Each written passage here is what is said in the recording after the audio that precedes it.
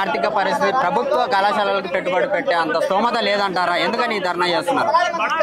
ఈరోజు తెలంగాణలో ఉన్నటువంటి ప్రభుత్వం విద్యారంగాన్ని మొత్తం కూడా నిర్లక్ష్యం చేసింది. పాఠశాలలు ప్రారంభమై 10 రోజులైనా కానీ ఇప్పటికీ అనేక సమస్యలతో ఈరోజు పాఠశాలలు దర్శనమిచ్చాయి. ఈరోజు ఉపాధ్యాయుల సర్దుబాటు కూడా ఏ పాఠశాలలో జరగనటువంటి పరిస్థితి ఉన్నది. అదేవిధంగా విద్యార్థులు లేరనే సాగుతో ఈరోజు అనేక ప్రభుత్వ పాఠశాలలు ఈరోజు మూసివేతకు గురైనాయి. అదేవిధంగా ఈరోజు ఫీజుల నియంత్రణ చట్టం తీసుకొస్తామని ఇప్పటి వరకు కూడా తీసుకురాలేదు. ఎల్కేజీ నుంచి ఈరోజు 10th క్లాస్ వరకు విచ్చలవిడిగా లక్షల రూపాయలు ఈరోజు విద్యార్థుల నుంచి ముక్కుపిండి వసూలు చేస్తున్నారు. దీనికి వ్యతిరేకంగా అన్ని సమస్యలు పరిష్కరించాలని ఈరోజు PDSU రాష్ట్ర కమిటీ ఆధ్వర్యంలో ధర్నా నిర్వహించడం జరిగింది. ఎందుకని కార్పొరేట్ స్కూళ్ళకు కావచ్చు, కార్పొరేట్ కాలేజీలకు కావచ్చు, వాళ్ళు మాత్రం లక్షలలో డబ్బులు వసూలు చేస్తూ కాలేజెస్ ని రన్ చేసుకుంటున్నారు. మరి బీద ప్రజలు, మిడిల్ క్లాస్ ప్రజలు వాళ్ళ పిల్లల్ని ఎలా చదివించుకోవాలంటే ఎంతో కష్టంగా ఉంటుంది. దీని మీద యాక్షన్ తీసుకునే పరిస్థితి లేదంటారు. ఈ రోజు రాష్ట్ర ప్రభుత్వం వాళ్ళ మీద యాక్షన్ తీసుకునేటువంటి పరిస్థితి లేదు.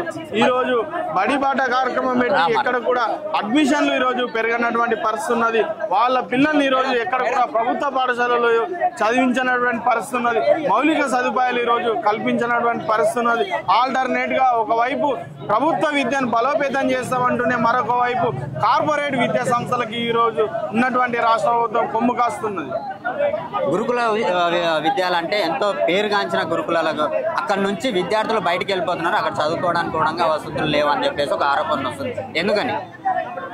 గత కేసీఆర్ పాలన మొత్తం కూడా గురుకులాలను అద్దె భవనాల్లో ఈరోజు పెట్టినటువంటి పరిస్థితి ఉన్నది.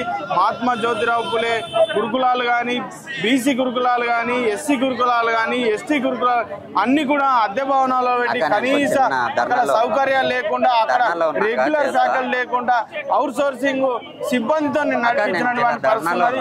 దాని కారణంగా ఈరోజు గురుకులాలలో ఆ విద్యార్థుల సంఖ్య తగ్గిపోవడానికి కారణం. మరో రకంగా గురుకులాలలో ప్రతి ఏడాది ఫుడ్ పాయిజన్ ఘటనలు ఈరోజు అనేకం చూసాం. ఈరోజు నాణ్యమైనటువంటి భోజనం కూడా ఈరోజు గురుకులాల్లో లేనటువంటి పరిస్థితి ఉన్నది. ఈ విధంగా ఈరోజు ఇవన్నీ సమస్యలతో ఈరోజు గురుకులాల్లో కూడా ఈరోజు విద్యార్థుల సంఖ్య తగ్గిపోవడానికి కారణమవుతుంది. ఇప్పుడు ఈ ఇష్యూలన్నీ అధికారుల ముందరికి వెళ్ళినప్పటికీ ఎందుకని పట్టించుకోవడం లేదు?